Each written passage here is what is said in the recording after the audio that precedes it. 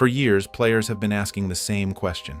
Who is the mysterious girl trapped inside Emerald Ranch? She never leaves her house. She never speaks. She simply stands at an upstairs window, staring out into the world. Most players ride past Emerald Ranch hundreds of times and never even realize she's there. But once you start investigating, you uncover a disturbing story involving a forbidden romance, a mysterious death, bloodstains inside a saloon, and a father who seems desperate to keep his daughter hidden. So who exactly is she? And is she being protected or silenced? The first clue actually comes from Hosea Matthews. During the mission, The Spines of America, Hosea mentions the owner of Emerald Ranch and briefly talks about his daughter.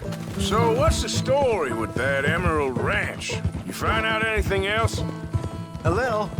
Owner's a nasty type by all accounts. Seamus is sure scared of him. That's not saying much. Something strange about the place. Used to be a saloon there, general store. Now it's all closed up, but they seem to have money. Sounds worth a look around. For sure. Seamus also mentioned the rancher's daughter a couple of times. How he used to see her around all the time, but now she never leaves the house. Probably just sweet on her. That what you call finding out a little? Once he opens up, seems Seamus does like to talk. He says she used to be seen around the ranch but doesn't come outside anymore. At first, it sounds like meaningless dialogue, but Rockstar was actually hinting at one of the game's strangest secrets. You can actually see the girl yourself. She follows a very specific schedule. Go to the large white house in Emerald Ranch and look toward the center upstairs window. She can usually be seen between 9 a.m. and noon or 9 p.m. and midnight. However, she doesn't appear every day. She usually shows up only once every 1 or 2 in-game days. If she isn't there, you can simply sleep at a nearby camp and try again. Using binoculars makes it much easier to see her. And when you finally spot her, it's incredibly unsettling. She simply stands there, watching, waiting, looking outside, but never leaving. Most players don't know this, but her name is actually Miriam Wegner. The game never directly tells you this. Instead, you have to discover it through environmental storytelling. Deep inside Cumberland Forest, you can find an abandoned postal wagon. Inside it is a letter addressed to Miriam from her cousin Annabelle. This letter finally reveals her identity and provides the first major clue about her past. It tells us that Miriam was in a relationship with a local farm boy named Joshua Burgess, and this is where the story becomes tragic. Near Emerald Ranch, you'll find a grave. The grave belongs to Joshua Burgess, and the inscription says he died in an accidental shooting. But the more you investigate, the less accidental it seems. Inside the nearby saloon, you can find something unusual. Bullet holes, bloodstains, evidence that some kind of violent confrontation happened there. According to the letters, someone close to Miriam's family killed Joshua.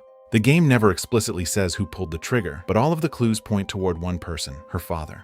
Miriam's father is Eugene Wegner, the owner of Emerald Ranch, and his behavior throughout the game is incredibly suspicious. If you spend too much time near the house or try to get close to Miriam, Eugene quickly becomes hostile, almost as if he's guarding something. And after Joshua's death, Miriam suddenly disappears from public life. She is never seen outside again. She remains locked inside the house for the entire game, watching the world through a window, completely isolated. This raises another disturbing question. Was Miriam actually being protected?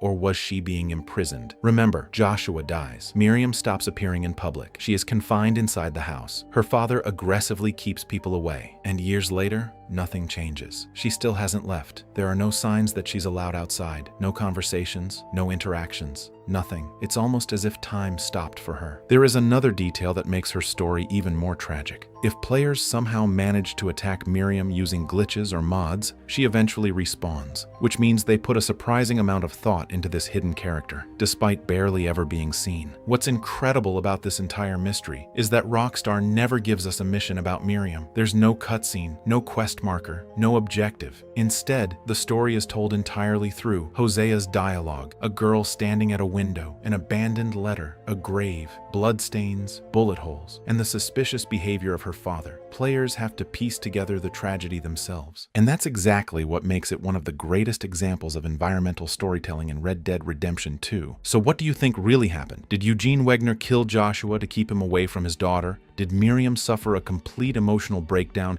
after losing the man she loved? Or has she spent years imprisoned inside Emerald Ranch, silenced by her own family? Rockstar never gives us the answer. And perhaps that's what makes Miriam Wegner one of the saddest and most mysterious characters in all of Red Dead Redemption 2. If you enjoyed this deep dive into one of RDR2's hidden stories, leave a like, subscribe, And let me know in the comments, was Miriam being protected or was she being imprisoned? That's it for today's video. I hope you enjoyed it. Please subscribe to my channel for more content like this and give this video a like. I'll see you in the next one.